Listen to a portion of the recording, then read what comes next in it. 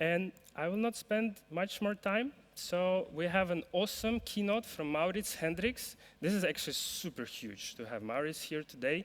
So Maurits is the architect of national, international, Olympic, and Paralympic performance success, right? With a track record of 144 medals won. So this is huge. Please, round of applause for our first keynote. Please.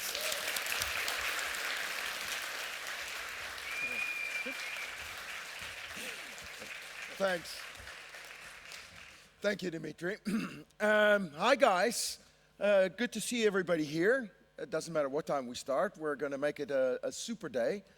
I'm incredibly excited to be here. Thanks to NumFocus and PyData for inviting me. Because what times are we living in? And what industries are you working in? That is just super exciting. It is also super responsible. It also comes, I think, with enormous challenges, huge pitfalls that one can stumble into. So, yeah, I envy you on one side, and on the other side I'm thinking, okay, it's a serious job you guys have ahead of you. But it is exciting, and thanks NumFocus and PyData for having me. Why am I here? I thought about it when I started talking to the organizers of this conference, which was, I think, already 4 or 5 months ago.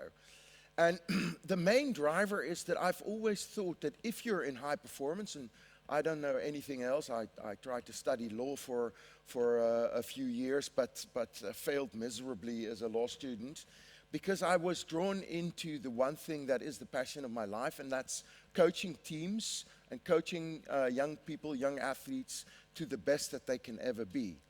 And that best is usually a lot further than they themselves think. I'm convinced that everyone is capable of things that you yourself might not think you're capable of. I've seen it happen for 25, 30 years in my career, and it is amazing what you can get to. So what links me to your world? It's very simple. If you try to make the best of something, get the best out of a team, then that means you have to do everything. And I was convinced as a young coach that I have a responsibility to my athletes to use every possible technology that is available in the world to help them become that best. And of course, that has accelerated over the last 10 years. The importance and the opportunities of technology are huge. Then again, I am not an ITC expert by nature. I'm a coach. I work with people. So what I want to do, I want to share some lessons with you of the many mistakes that I made, and I hope you can benefit of it. Yeah, it does work. So if we look at all the things that are happening, it is amazing. It is amazing. If some of the examples you see here, a system developed by Fujitsu, which is truly going to help global sport to become more fair. If you look at gymnastics at the Olympics, one of the most difficult and skillful sports that I've ever seen. But how do you judge it? And the winner is decided by judges. How do you judge movements that these incredible athletes make on whether it's the parallel bars, whether it's the beam, whatever disciplines there are in gymnastics? It's almost impossible to judge. And with this system, that system is capable. For instance, if you look at this specific skill, the ranking, the points you get if you're on the beam, let's say in an Olympic final, the points you get in this specific technique that is executed has to do with the distance between the heel and the back of the head. Now, I don't know if you've seen this being performed live. This goes so fast, it's almost impossible to see with the human eye. So if you want to judge this fairly, obviously an AI system that measures this real time will help you making it a fair judgment. So the technologies are going to not only improve performance, I'm convinced of that, but it's going to make it a more fair playing field. How great is that? If you look at how personalized technology is coming, how personalized dashboards are becoming because of sensor technology or whatever, I really enjoyed this one. It's called by Zone 360. It's not big yet, but it is unbelievable. I tested it when I still coach, but my children now left the Olympic arena a while ago. But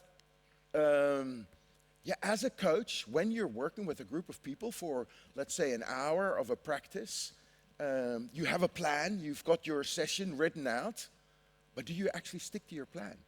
Do you use the right words? And this little contraption is on your phone, of course, it's in your pocket, and it listens to you while you're doing your training session and gives you feedback on the key terminologies that you have used, but also on the tone of voice. So that is absolutely unbelievable, and it will help you improve as a coach. It will accelerate your personal development. There are many. Are there people from Dell Technologies here? Seeing that you're, can I congratulate you with the world title? World Championships Formula One, well done, well done. Of course, great drivers and a great driver that won the championship. But let's face it, if there is one sport where technology plays a huge role, then it is Formula One. And Dell Technologies being a key partner to the McLaren team, super. But of course, it's Oracle for our Dutch guy, Max Verstappen, with Red Bull Racing. And there's no Formula One without that technology. One of the examples that got to me here, which I thought was unbelievable, you know, Formula One is becoming, like all high-performance sport, it is becoming more and more about the details. I showed you the example of gymnastics. It's almost impossible to determine who the winner is. You know that there are swimming competitions in the Olympics where athletes are hitting the finish board at the end of the pool so close that technology is impossible to measure who has won, which means that they are within a thousandth of a second. The technology can only measure up to, I don't know what it is, 50 thousandths of a second. Because if they would make the technology more sensitive, then the board would act to water waves, and it would not determine the right winner. So if you look at the margins, it is becoming almost impossible to measure. Now, the whole essence of sport is who comes over the finish line first.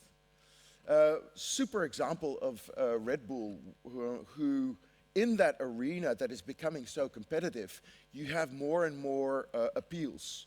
You even have appeals during a race that is going on, and they'll give you, like happened yesterday, a 5-second grid penalty or whatever. Now, for these teams to be able to see whether they should appeal during the race, they have, like, I think the window of FIA is 15 minutes. That means that they have to take the actual situation that they are being penalized for, hold it against the regulations, which of course is a stack of papers, and determine in no time whether their appeal has a chance. Well, Oracle had already developed something similar for huge legal firms in the world, where if you have international mergers, you need to take the legal system of one country and all the contracts and all the stipulations that are active in that nation and compare it to the nation of the other company that are merging. Now that is an absolute impossible job. Of course, they had developed something already, an agent that is capable of doing that much faster and much more precise. So that technology is used in Red Bull Racing. There are many examples. I worked with the best football club, the greatest football club in the Netherlands. I'm sure that here in Eindhoven it's not seen that way. I still believe that, Ajax. And we had a technology partner, it was called Acronis. And in 2 years' time, we were able to develop, through a computer vision system, a real-time intelligence that would advise the game of the best next action to take. So it wasn't only predictive, it was prescriptive already. It was about 3 years ago. We didn't use it because the coaches weren't ready for it.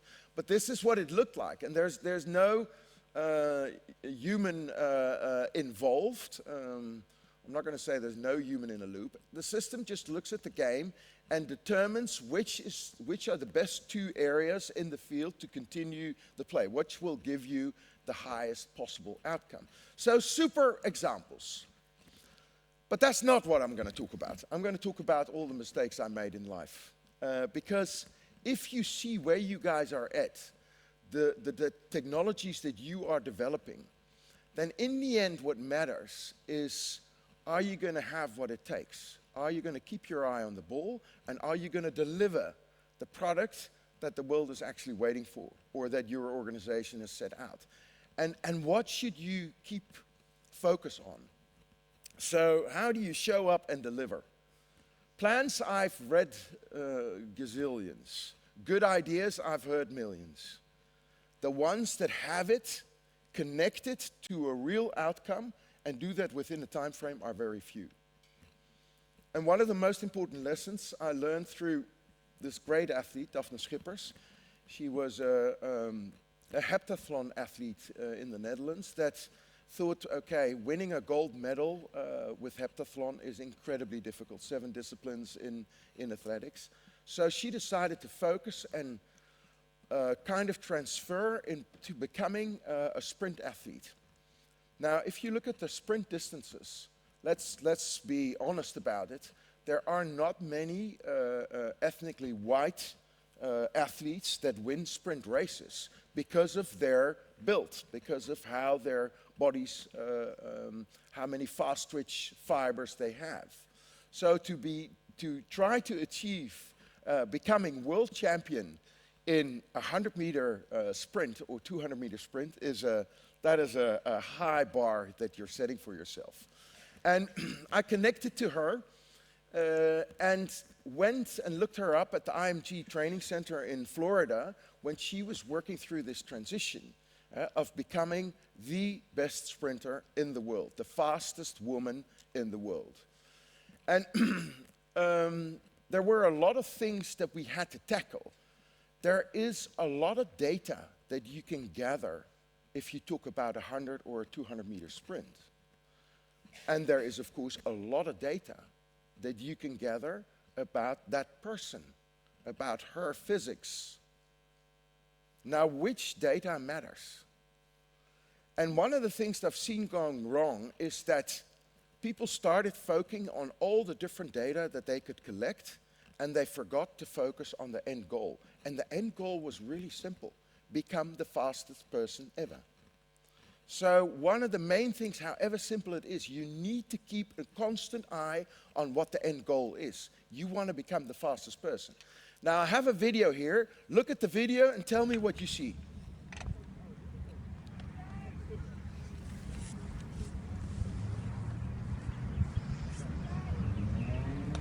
Building it up.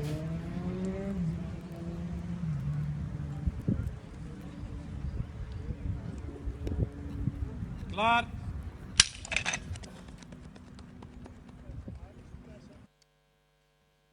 So, the first 30 meters of, excuse me, the 200-meter dash, what do you see? She doesn't run in a straight line. Now, is that good? The right side's stronger. Ah, there we go.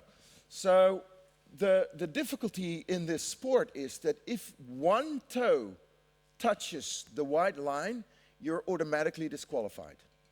So imagine years and years of practice, you run one final, one of your toes touches the white line, you're out. So this is a serious issue. Now, how do you correct this? I mean, obviously, if the coach would say, well, you're moving to the left, you should stay in the middle. Yeah, perfect. Well, what do I have to do? Not a good coach, correct. So here it starts. I want to become fastest. It's important that I stay in the middle of my lane. Which data matters? Now, what you see here is a system called OptoJump. And when we started talking with the coach about which data do we need to gather to help this athlete become the best that she can be. And they figured out that in the sprint, there are many, of course, many parameters that you can influence. One is pass length, and the other is pass speed. So you can work with how far you put your feet out, how long your pass is, and how fast do you hit the ground. Now, that means that you need to measure contact time of every feet and the centimeters that the pass length has. And those two combine. Now that now becomes interesting. That is relevant data, okay? And in the end, that'll produce speed. You'll have a lot of coaches that are standing there with a stopwatch, and they're measuring the first 10 meters and the second 10 meters and then 30-meter mark and 50-meter mark. But what is actually relevant is contact time and pass length. Well, there was luckily a system. I still to this day know how much it costs. It costs 30,000 per 10 meters. And they said to, when they first came to me, they said, we need 100 meters. I said, well, I don't think so, not now. But we worked together with the coaches and with Daphne to make sure that we got this system so that she could get the feedback that she needed. So always keep that end goal in line. Now, if you talk about how does this work, I often say the end goal, becoming world champion, is of course why you do it. You want to become like Gareth said, the biggest PyData conference, but that is nice. I always say, good, it's important that you know it. You need to dream it. But we take it and we put it into a safe deposit box. And we don't open that box. Because it doesn't help if you tell yourself every day, I want to become world champion. What helps is to think about, how long should my pass be? What should the contact time of my feet be? And if you continue to tell yourself, no, I want to be world champion. People that say that all the time in interviews will never become world champion.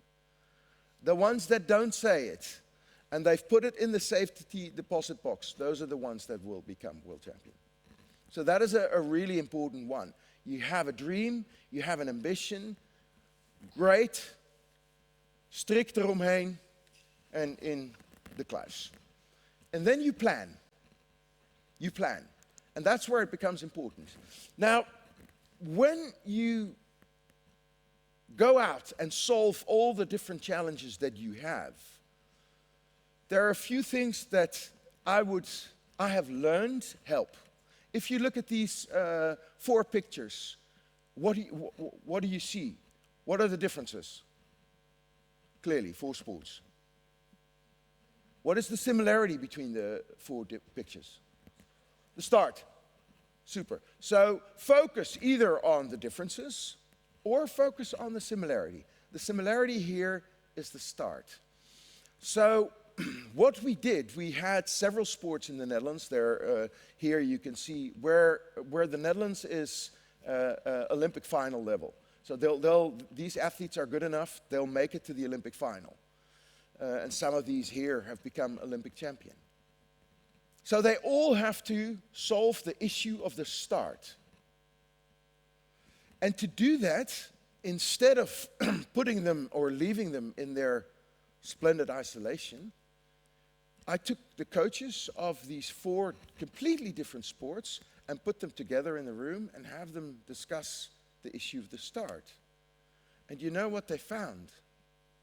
Of course, you can focus on the different movements and the different individual aspects of the athletes. But what they found, that there was one thing that they all had in common. And that was that there was a relation between the facial expression at the start and how fast they were. Try to picture this. If somebody stands at the start like this, how good is that start going to be? Not too good. If he stands like this. So one can imagine that there is a relationship between these two. okay? Now again, this is for me, the science of determining which data is relevant, because you can get lost in that jungle and put different people from different disciplines together, cross silos, or however you want to translate it to your world, can give you really interesting outcomes. Now, to be able to get something out of that, you do need to have the right mindset. And we had so many discussions with my team, with the different sports, all performing at a really high level. And they all came to us with, which sounded like super plans that they all wanted funding for, of course. And one of the phrases that became like a one-liner that was repeated often was said by one of the guys on my team. And he once said to a top coach that had pitched an elaborate plan of how they were going to make it to the top, he says, "Great plan, we're not going to do it." And that is a simple line, but it is incredibly important. And the reason he said that is because he was constantly looking at how relevant is it what they do, what is the relationship to the end goal that they want to achieve. So, be open-minded, and if you step into a room where you're going to work cross sectors or cross departments, be honest and say, okay, it might be that the other guy's idea is better than my idea. So I can't go into the room with the idea that I'm going to come out having convinced everybody that my plan is the best plan. Go into the room thinking, okay, the other guy's plan might actually be a better plan. Okay, that's easy said, not so easily done, especially with egos. It's also why I always think that the best teams are mixed gender. It just balances things out a little bit more, and egos are being put aside a little bit easier. Now, of course, I can't help but go back to being the coach. That is really, I think, my passion, my vocation. It is what I love doing most. And if I then look at all the developments that are going on, I am seeing huge challenges, enormous pitfalls, and I don't know how to tackle them yet. I was, the last month, I was on a committee in the Netherlands that had to judge 12 innovation calls for funding, and the call was written out by the Dutch government. It was about 80,000 for the best idea. We could select 5, and the idea was that all these ideas, these innovation plans, had to have the goal of contributing to better medal performances in LA 2028. And it was interesting to see that all of them, of course, had AI agents as one of the things that they were going to add to the mix. And they were all going to build dashboards. Well done. I can't see another dashboard. Because what they sell you is fiction. They're going to tell you that in that dashboard, you'll have everything that you need to know, and you're going to be able to take better decisions. Now, let's focus on that one. Let's zoom in on that one a little bit. And all these words mean probably more to you guys than they do to me. And you're very familiar with these issues, I am sure. But if you take something like context integrity, I have seen dashboards that are completely decontextualized. There's tons of data in that dashboard, but nobody can explain to me how they weigh the different data sources. Nobody can explain to me how it relates to the outcome, our end goal, becoming faster. So, yeah, not so easy. And a simple sentence in a world where we have data privacy laws, where things has to be anonymous, Do you know how many people in the Netherlands can run 200 flat women under 22 seconds? One. So how's that for data anonymity? It's impossible. If you look at the performance level of these athletes, you can't anonymize data. It's impossible. So issues like that are very complex, I think. And I've made it into a rule. If you cannot show me the context of your dashboard data, I'm not even considering discussing it with you. That needs to be very, very clear from the beginning. Now, high signal noise clarity. What matters? Not all metrics matter. Not all metrics matter. And I'm seeing these enormously sexy build dashboards. Whoop is a good one. You've got a company, Sprint AI, builds dashboards for almost all the sport franchises in the world, NFL, ice hockey, NBA basketball. Super. When I talk to coaches, the one thing that I see with the real good ones is they look at the athlete. And if they're going to use data to have the athlete do something else, they can't take a bet. They need to look this athlete in the eye and says, I've looked at this, and I think that this means we should take a left turn here. He's not going to do that based on a dashboard where he cannot figure out how the conclusion was reached. So this topic, of course, this is high-performance sport, and I understand if you look at general populations, of course there are dashboards that have value. But this is something that I think is being overlooked. And the other thing that concerns me, and I'm not going to be negative about you guys, not at all. I just congratulated Dell Technologies. I know the value that super data analytics have in sports. But what I do see is that it's driven by big tech, which is why before I actually know what PySport is doing, I already embrace it because it's open source. And it's not a for-profit platform. Because I see that a lot of sports are being overwhelmed by the power of big tech coming in with incredibly powerful solutions without having a clue of what goes on under the hood. So, I am concerned. I do find it exciting, though. Let's go back to the lessons that I learned. This is a very important one. It's brilliant to see when you talk to a team, athletes that are preparing for the Olympics. And by the way, the ones that win it are the ones that start preparing 12 years to 8 years ahead of time, not the ones that say, LA is in 2 years, I'm going to win a medal. So the interesting thing here is, and again, it was a quote by one of my team members. He says, the ones that haven't figured out yet that the Olympics are not every 4 years, but they are every day, they are not going to make it. That is a key asset. Every day has to be planned in a way that it contributes to your end goal. So a day not learned, a day not performed is a day lost. You have too many days lost, you're never going to win it. Now, I want to share with you an example that I had. I was invited to do a keynote in New Zealand after the Rio Olympics.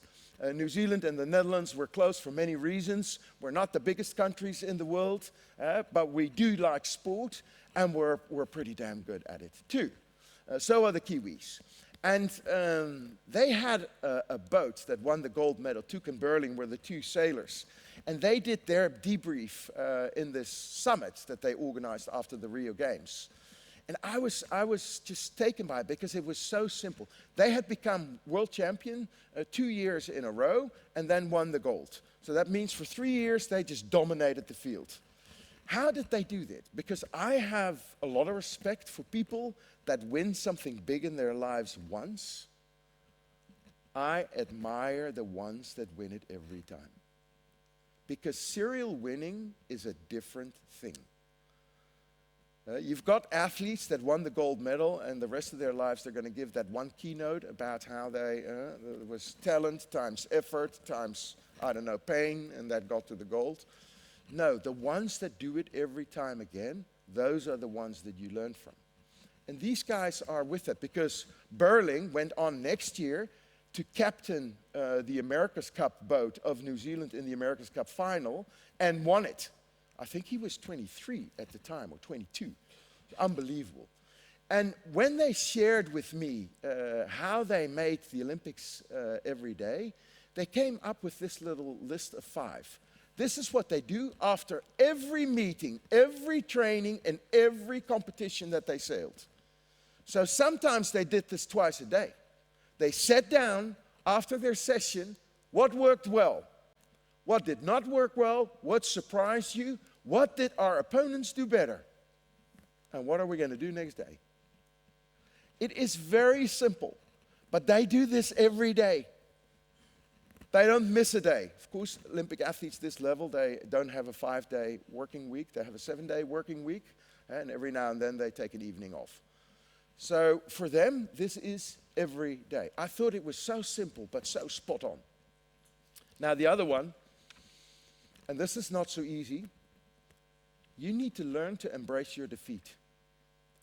I've become more convinced of this than ever before. And for the ones that don't know me, I have tumbled. I have ran into doors. I've been blamed for things that I always thought, I hope my mother doesn't read this. And I've been at the dark side of performance sport. And it is amazing how people that continue to be successful are the ones that embrace defeat. They look a loss. They look the beast in the mouth. They don't shy away from it.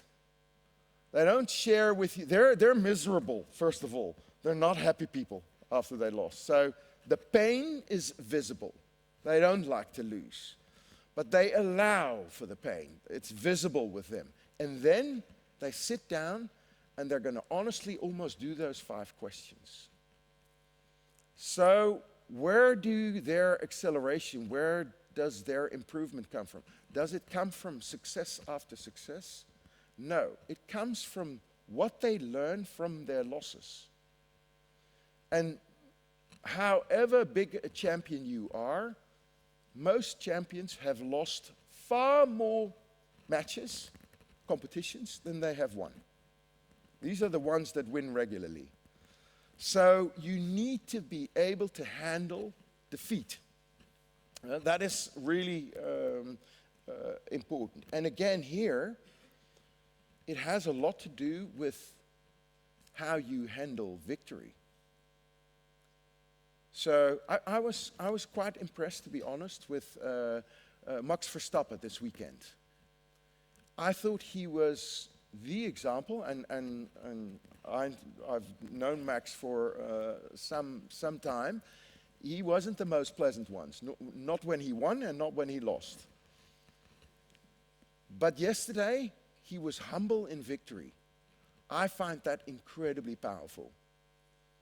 Incredibly powerful. You don't have to raise your voice when you won. That is the moment that you keep your feet, both your feet planted on the ground. So it's humble in victory, which for me is important. And it's the awareness of the fact that the lessons that you can learn are not in your great success.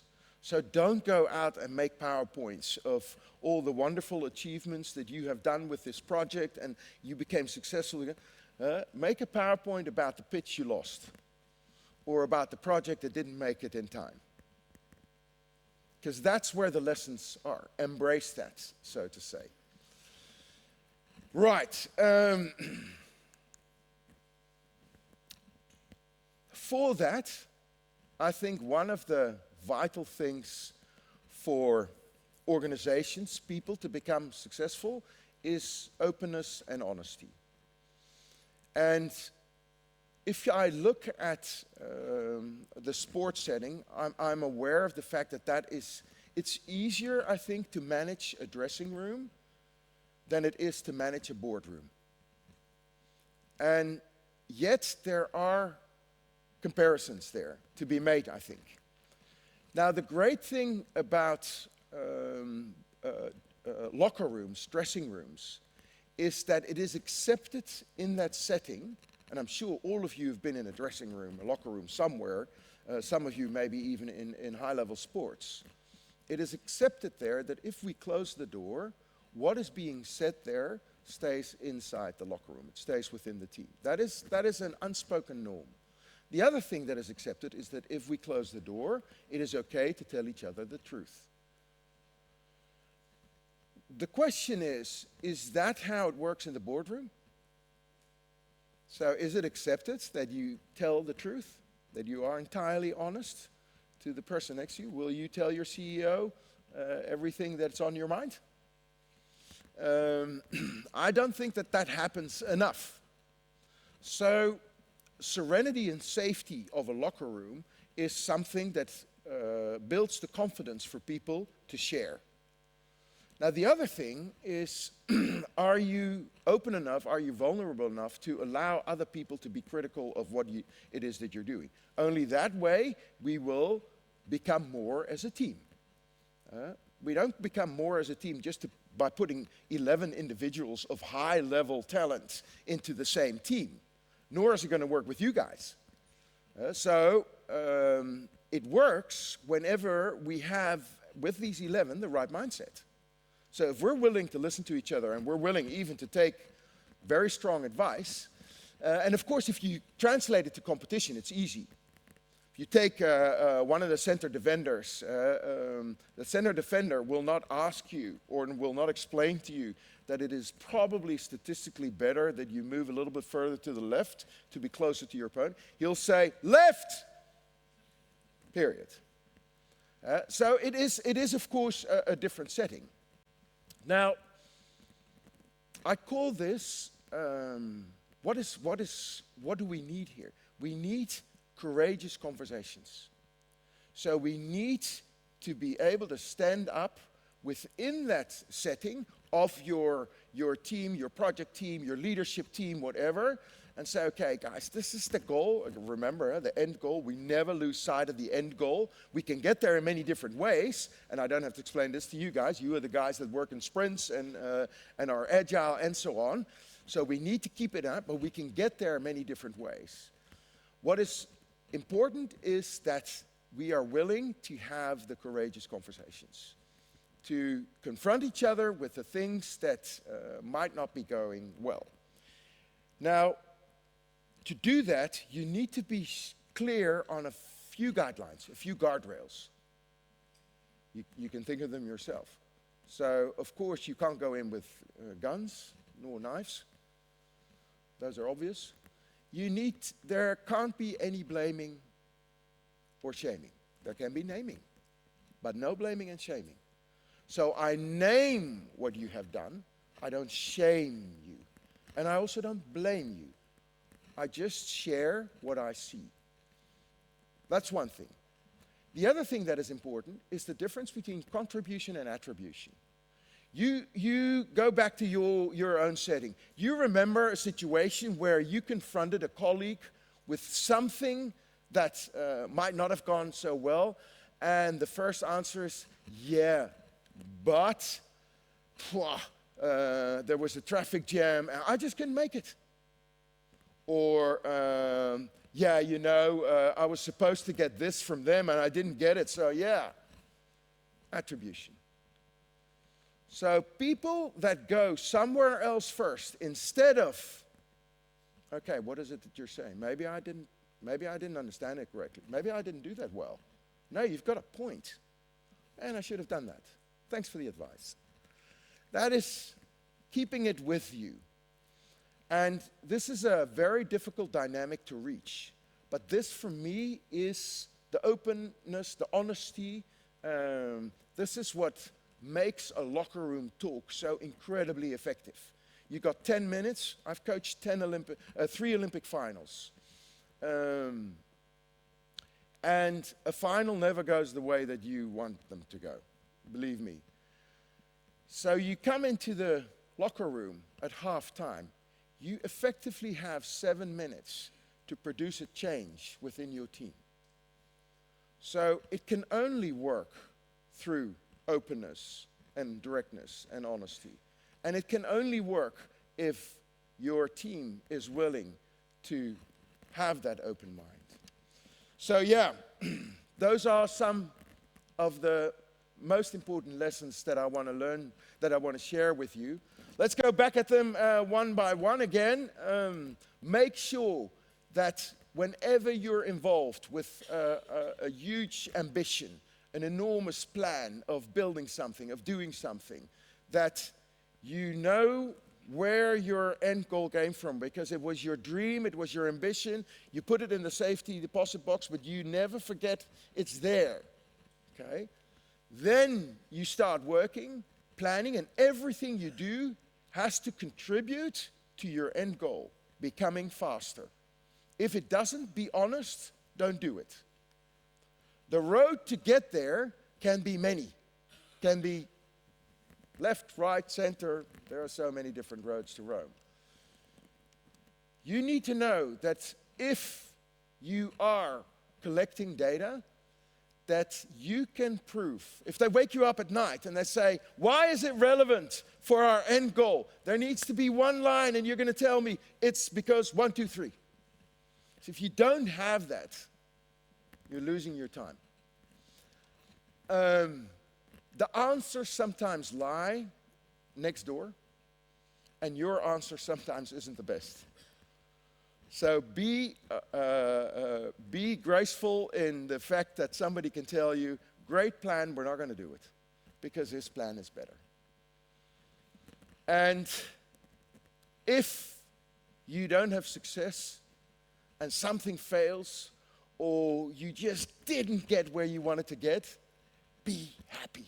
Embrace that one. That is where your true lessons lie. They do not lie in your victories. They lie in the moments that you're falling flat on your face. And learn from them.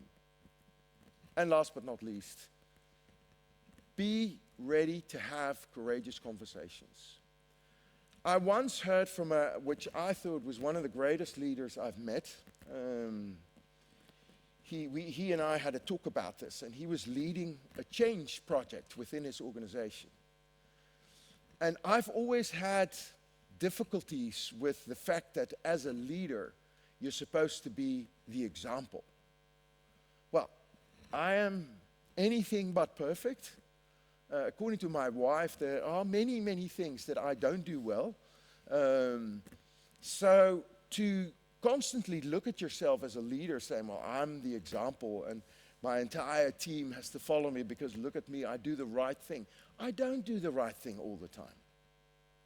But what I will do is whenever I see something in my team, in my organization that isn't right, I'll stand up. And let me share with you once, because you have all been here. Remember a moment where you came into the coffee area of your organization and you were hearing the ones standing there at the coffee machine talking about somebody else and bad-mouthing I don't know who and this and it was their fault. You have all been there. Did you stand up, walk to them and say, guys, this is not how we communicate here? Probably not all the time, because that is difficult. What you walk by will become the norm. Remember that one. Because each and every one in an organization has that responsibility. It is the leader, so as a leader, you can never walk by something that is not right. You need to speak out.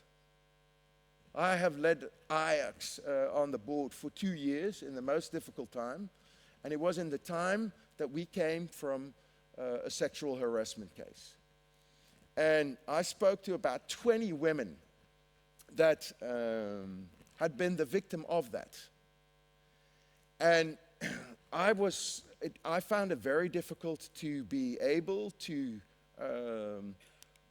how do I say it, transfer what they shared with me into the right policies for the company. And the one thing that I went back to is that whenever I saw, and let me tell you, if you work in football, the jokes that men make about women, there are plenty every day. So I told myself one thing. Whenever I walk in and I hear a joke like that, I will say, guys, this is not helpful. Rephrase that one, please. And that is difficult. Why? Because I can tell you, you don't become the most popular person in that organization if you do that. But that is the one thing that we can do. What you walk by will become the norm. Just a few lessons for you guys. Enjoy the day. And last but not least, I promise that whatever questions there are, please feel free to throw them out here and tackle me on whatever. Thank you so far.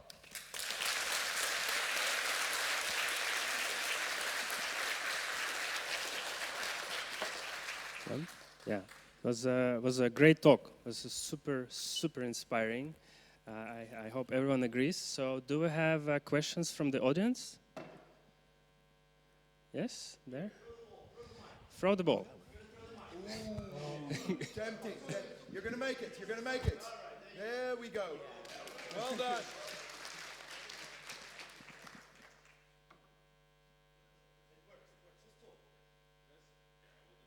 Yeah.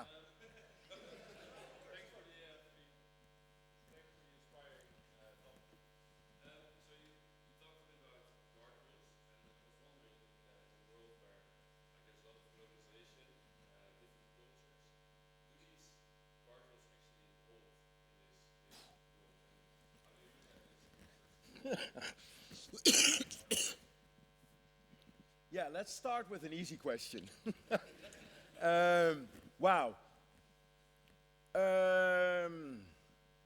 I think what you are addressing is a top 3 issue for me at the moment. So the fact that you connect, and I'm doing it in my own words, global developments, and especially global technology developments, and you connect into, for instance, ethical guardrails, I think is a top 3 issue at the moment. And one of the things that I see why it's so difficult is because we in the Netherlands, and all of you, even the ones that aren't from here, know that we really like to point our fingers with the Dutch. No, this is, no, we don't do it like that. We're a bit all the morale ridders of the world. And one of the things I found out, that of course doesn't work. This is a global issue, and we have to look at this from a very diverse cultural background. And we need to actually go back to, maybe I'm an idealist, to what was done after the Second World War, where we agreed with the world on basic human rights. And I think there should be something like basic ethic guardrails for the use of technology, which is independent of culture. And if you look at the discussions that are going on about autonomic systems, then the issues become bigger still. So your point, I don't have an answer. I do agree with you that it is very important. And I actually do think that this should be a global debate about what can we agree on. That we say, okay, this is where we draw the line. Of course, if I look at it from, and I take it back to my own organization, we just started 2 weeks ago, we launched the Sport AI Foundation, which is going to also work globally. And one of the areas that we would like to play a role in the world is to help organizations having this debate, having this dialogue, and do that before you start building agentic AI for your key processes. Do this one first. That would be my only advice. And of course, I have a checklist for myself of which issues should be the topic of that dialogue. Good question. Do we have more questions? Yes, here, you're going to catch it. All right, good.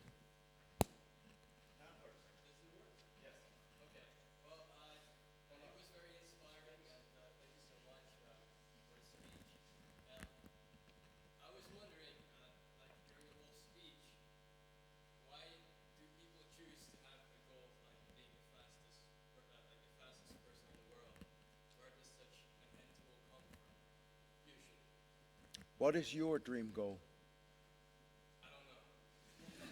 Really? Or you're not telling? I'm sure you have a dream. You wouldn't be sitting here if there wasn't something there that you would like to aspire to. But where does it come from? I don't think that there's one thing. I happen to believe that dreaming and being honest about what you dream is very powerful. I don't think we always share our dreams, and it is okay, whatever it is. But I'm sure that every person has something that they feel inspired by, or that they would like to achieve. And I've often had the discussions within my team. We try to build a national talent identification system. So not just for one sport, but in general for the entire Netherlands. And I spoke with the Ministry of Education. We have cognitive tests in the Netherlands, CITO tests, that we do with children to basically establish their academic talent, if you like. So I spoke to the ministry because I would really like to do that with all children in the Netherlands for their motorical and athletic talent. Why? Because it will help us as a society guide them towards an area that they can be successful in, whichever it is. And I don't care which sport it is. So here it's the same. It doesn't really matter what it is, but I do believe that the most powerful thing is for all of you to dream about something, however far-fetched it might be, and about whatever topic it is. That is in the end the strongest driver. Of course, if you look at some professional athletes, there is also some guiding. So there are some professionals here that say, listen, I know that this is your dream, but this is actually where your talent lies. So you can have both. The most powerful thing without question is your dream goal. Okay, yes, we unfortunately need to go forward with our program. So, but Maurits will be here the entire day, as far as I know. So I am, because I'm looking forward to some of the presentations for today, and feel free to address me at any time about any topic. Thanks a lot, guys. Enjoy.